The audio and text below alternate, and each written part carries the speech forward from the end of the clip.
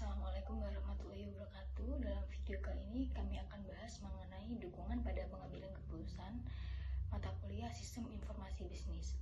Kami dari kelompok 10 yang beranggotakan saya sendiri Aulia Spiana Putri Marifa dengan akhiran NIM 1015. Yang kedua ada Farel Abrar dengan akhiran NIM 1031. Yang ketiga ada Valentino Octavian dengan akhiran NIM 1064.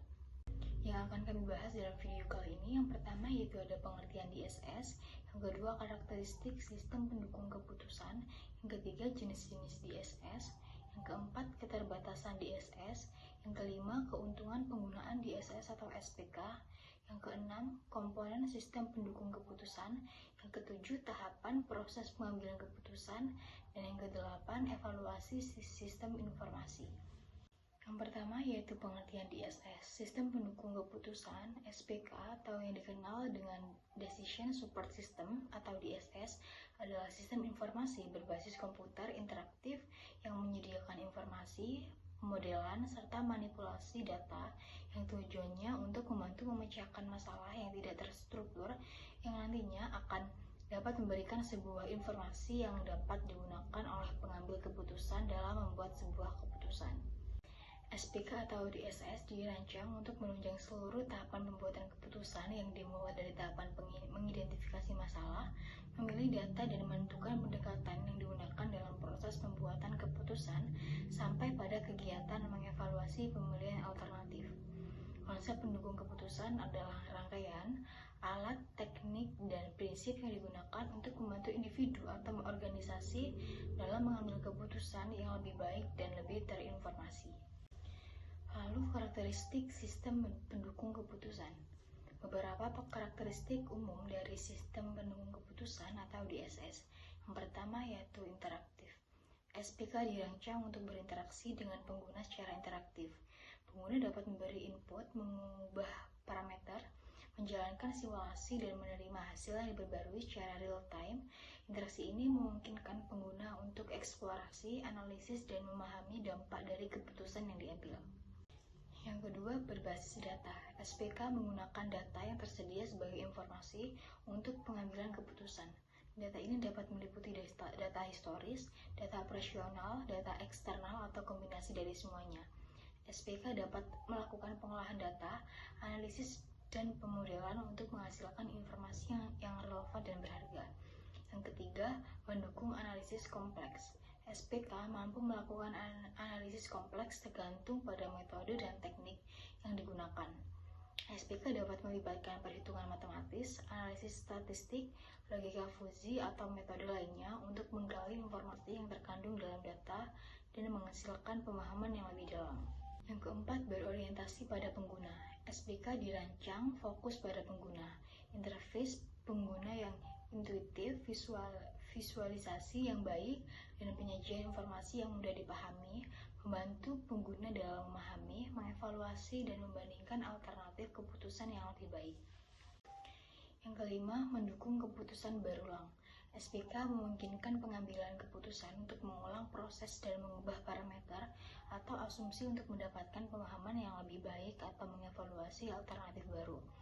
SPK dapat menyimpan riwayat keputusan sebelumnya, menggabungkan masukan baru, dan memperbarui hasil yang diberikan. Yang keenam, fleksibel dan scalable. SPK dapat disesuaikan dengan kebutuhan dan konteks pengguna, dapat mengenangani data dalam skala yang berbeda, memperhitungkan preferensi dan batasan pengguna, serta mampu mengakomodasi perubahan lingkungan atau kondisi yang mungkin terjadi. Yang ketujuh yaitu mendukung kolaborasi. SPK dapat memfasilitasi kolaborasi antara pengambil keputusan yang berbeda atau tim yang terlibat dalam proses pengambilan keputusan. SPK dapat memungkinkan berbagai informasi, diskusi, pemantauan, dan koordinasi antar pengguna untuk mencapai konsensus atau keputusan yang lebih baik. Selanjutnya yaitu ada jenis-jenis DSS. Ada 5 jenis-jenis DSS. Yang pertama yaitu Communication Driven DSS. Mendukung lebih dari satu orang yang mengerjakan tugas bersama. Banyak kolaborator bekerjasama untuk menghasilkan serangkaian keputusan untuk menggerakkan solusi atau strategi. Sebagian besar DSS yang digerakkan oleh komunitas ditargetkan pada tim internal, termasuk mitra. Teknologi yang paling umum digunakan untuk menyebarkan DSS DSS adalah web atau server klien. Secara umum, groupware, bulletin boards, konferensi audio, dan video adalah teknologi utama untuk dukungan keputusan yang didorong oleh komunikasi. Yang kedua, data-driven DSS menekankan pada data yang dikumpulkan yang kemudian dimanipulasi agar sesuai dengan kebutuhan pembuat keputusan. Data ini dapat berupa internal, eksternal, dan dalam berbagai format. Model ini menekankan akses dan manipulasi serangkaian waktu, data internal perusahaan, dan kadang-kadang data eksternal dan real-time. Sistem file dapat diakses oleh query dan download tools sesuai dengan tingkat fungsionalitasnya. Sebagian besar DSS berbasis data ditargetkan untuk para manajer, staf, dan juga pemasok produk layanan. Yang ketiga, document driven DSS. Hal ini lebih umum ditargetkan pada kelompok pengguna yang lebih luas. Tujuan dari sistem keputusan tersebut adalah untuk mencari halaman web dan menemukan dokumen pada set kata kunci atau istilah pencarian tertentu. Model ini menggunakan penyimpanan komputer dan teknologi pemrosesan untuk menyediakan pengambilan data analisis dokumen. Yang keempat, knowledge driven DSS. Jenis ini dapat menyarankan atau merekomendasikan tindakan kepada manajer. DSS ini adalah sistem komputer pribadi dengan keahlian pemecahan masalah khusus.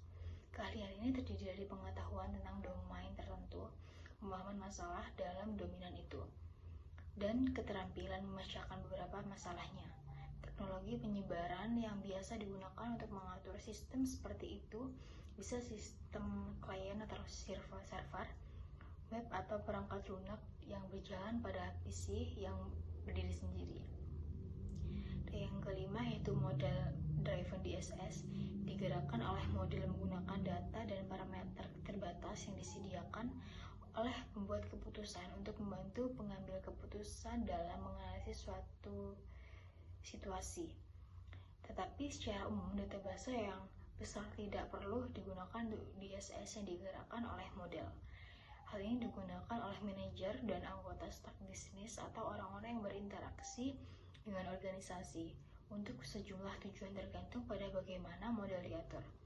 DSS ini dapat digunakan melalui perangkat lunak atau perangkat keras di PC yang berdiri sendiri, sistem klien atau server atau web. Baik, di sini saya akan menjelaskan lanjutan tentang materi yang telah dijelaskan oleh teman saya, yaitu keterbatasan DSS. Yang pertama, ada beberapa kemampuan, manajemen, dan bakat manusia yang tidak dapat dimodelkan, sehingga model yang ada dalam sistem tidak semuanya mencerminkan persoalan yang sebenarnya. Yang kedua, kemampuan suatu sistem pendukung keputusan terbatas pada pengetahuan dasar serta model dasar yang dimilikinya. Yang ketiga, ada proses-proses yang dapat dilakukan oleh sistem pendukung keputusan, biasanya tergantung juga pada kemampuan perangkat lunak yang digunakannya. Yang keempat, sistem pendukung keputusan tidak memiliki intuisi seperti yang dimiliki oleh manusia, karena sistem pendukung keputusan hanya suatu kumpulan perangkat keras, perangkat lunak, dan sistem operasi yang tidak dilengkapi oleh kemampuan berpikir. Secara eksplisit, sistem pendukung keputusan berlandasan pada kemampuan dari sistem berbasis komputer dan dapat melayani penyelesaian masalah. Selanjutnya ada keuntungan penggunaan SPK atau sistem pendukung keputusan. Sistem pendukung keputusan ini dapat memberikan beberapa keuntungan bagi pengambil keputusan dan organisasi. Berikut penjelasannya. Yang pertama yaitu meningkatkan kualitas keputusan. SPK ini membantu kualitas keputusan dengan menyediakan informasi yang relevan, akurat, dan terstruktur. Dengan memanfaatkan data dan analisis yang mendalam, pengambilan keputusan dapat membuat keputusan yang lebih terinformasi, minimal bias, dan mengurangi kesalahan. Yang kedua, efisiensi dan produktivitas. SPK dapat meningkatkan efisiensi dan produktivitas dalam proses pengambilan keputusan. Dengan menggunakan SPK, pengambilan keputusan dapat mengakses informasi dengan cepat, menghemat waktu yang diperlukan untuk pengolahan data manual, dan menghindari keterlambatan dalam pengambilan keputusan. Hal ini memungkinkan organisasi untuk merespon dengan lebih cepat terhadap perubahan lingkungan atau peluang yang muncul. Ketiga, dukungan analisis yang lebih mendalam. SPK memungkinkan pengambil keputusan untuk melakukan analisis yang mendalam dengan menggunakan teknik dan metode yang kompleks. SPK dapat menyajikan informasi dalam bentuk visual yang mudah dipahami, melakukan simulasi, permodelan, dan perhitungan matematis yang rumit untuk membantu pengambilan keputusan, memahami dampak dari berbagai alternatif keputusan. Yang keempat, penghematan biaya.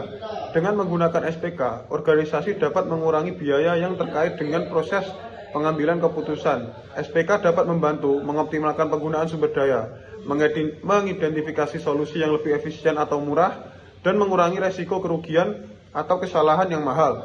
Dengan demikian, SPK dapat membantu organisasi untuk menghemat biaya, baik itu biaya operasional dan meningkatkan keuntungan organisasi. Yang kelima, dukungan keputusan konsisten. SPK dapat memastikan konsistensi dalam pengambilan keputusan organisasi.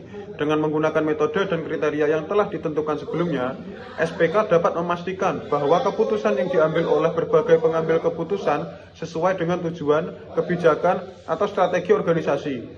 Hal ini membantu mencapai koherensi dan konsistensi dalam keputusan yang diambil. Dan terakhir ada meningkatkan transportasi. SPK dapat membantu dalam meningkatkan transparansi dalam proses pengambilan keputusan. SPK memungkinkan pengambil keputusan dengan menyediakan informasi yang terperinci, metode yang digunakan, dan logika yang mendasar rekomendasi atau keputusan. SPK memungkinkan pengambil keputusan dan pihak terkait lainnya untuk memahami alasan dibalik keputusan yang diambil.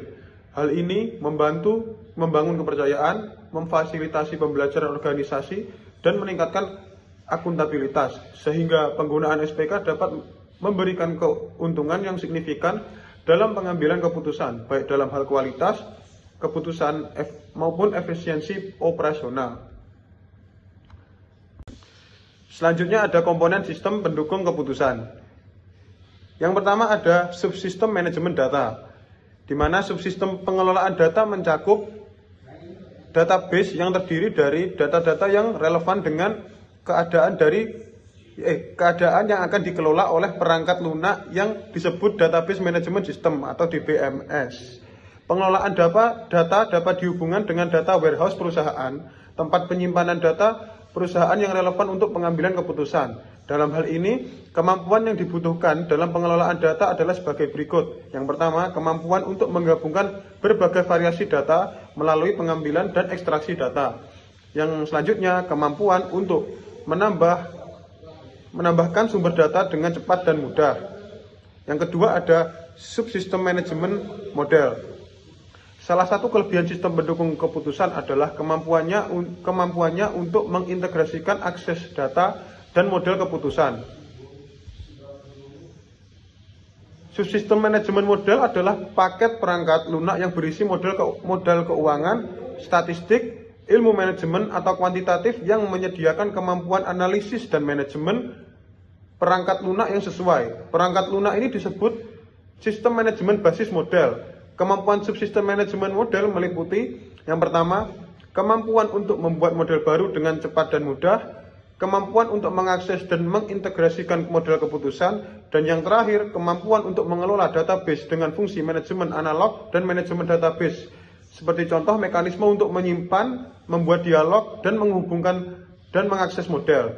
Dan yang terakhir, subsistem dialog atau subsistem antarmuka pengguna, di mana subsistem ini memiliki fleksibilitas dan kekuatan. Karakteristik suatu sistem pendukung keputusan muncul dari kemampuan interaksi antara sistem dan pengguna yang disebut dengan subsistem dialog. Subsistem dialog atau user interface subsystem merupakan subsistem yang dapat digunakan oleh pengguna untuk berkomunikasi dengan sistem dan juga memberikan perintah SPK. Browser web menyediakan struktur antarmuka pengguna grafis yang familiar dan konsisten. Istilah antarmuka pengguna mencakup semua aspek komunikasi antara pengguna dan sistem. Subsistem dialog terdiri dari 3 bagian, yaitu yang pertama bahasa tindakan, mencakup apa yang dapat digunakan pengguna untuk berkomunikasi dengan sistem. Yang kedua, bahasa tampilan atau presentasi, mencakup apa yang perlu diketahui pengguna. Dan yang terakhir, basis pengetahuan, yaitu mencakup apa yang perlu diketahui oleh pengguna. Selanjutnya, tahapan proses pengambilan keputusan dapat dibagi menjadi beberapa tahapan. Yang pertama itu ada tahap pencarian atau intelijen, merupakan tahap definisi masalah dan mengidentifikasi informasi yang dibutuhkan berkaitan dengan masalah yang dihadapi dan keputusan yang diambil. Langkah ini sangat penting karena sebelum melakukan suatu tindakan, tentunya permasalahan yang dihadapi harus dirumuskan dengan jelas terlebih dahulu. Permasalahan diuraikan lebih rinci dan dikategorikan sebagai masalah terprogram dan terprogram. Yang kedua, ada desain merupakan tahap analisis dalam kaitannya dengan mencari dan merumuskan alternatif pemecahan masalah. Setelah masalah dirumuskan dengan baik, tahap selanjutnya adalah merancang atau membangun model pemecahan masalah, mengembangkan berbagai alternatif pemecahan masalah. Dalam hal ini, tindakan alternatif dikembangkan, solusi potensial dianalisis, model dibuat, diuji kelayakannya dilakukan, dan validasi hasil dilakukannya. Yang ketiga, pemilihan dengan mengacu pada rumusan tujuan dan hasil yang diharapkan. Nah, manajemen kemudian memilih alternatif solusi yang dianggap paling tepat. Pemilihan alternatif ini akan mudah dilakukan apabila hasil yang diinginkan dapat diukur mempunyai nilai kuantitas tertentu. Yang keempat, implementasi ini merupakan tahap implementasi dari keputusan yang diambil. Pada tahap ini perlu dikembangkan serangkaian tindakan yang direncanakan sehingga hasil keputusan dapat dipantau atau disesuaikan jika diperlukan perbaikan. Nah, selanjutnya suatu sistem informasi dapat dievaluasi berdasarkan 3 langkah yang diusulkan oleh Davis. Yang pertama, evaluasi teknis. Evaluasi teknis terhadap aplikasi baru menyelidiki apakah secara teknis layak untuk melaksanakan pemrosesan informasi yang diusulkan. Banyak aplikasi berada di luar kemampuan teknis perangkat keras dan perangkat lunak yang tersedia digunakan. Yang kedua, evaluasi operasional. Nah, operasional ini mempertimbangkan kelayakan operasional berkaitan dengan persoalan apakah data input dapat disediakan dan output dapat digunakan dan digunakan dengan benar. Misalnya, teknis penjualan dapat menjalin sambungan telepon dengan pembeli pada setiap penjualan, namun secara operasional hal ini tidak praktis. Yang ketiga, evaluasi ekonomi. Nah, ketika sebuah proyek diusulkan, proyek tersebut perlu menjalani uji kelayakan ekonomi. Setelah pemasangan proyek perlu ditinjau secara berkala sesuai dengan ukuran biaya atau efektivitas dalam menilai kelayakan ekonomi proyek dan mengevaluasi manfaat ekonomi SIM. Baik, itu saja dari kelompok kami. Kurang lebihnya mohon maaf. Wabillahi taufiq wal hidayah. Wassalamualaikum warahmatullahi wabarakatuh.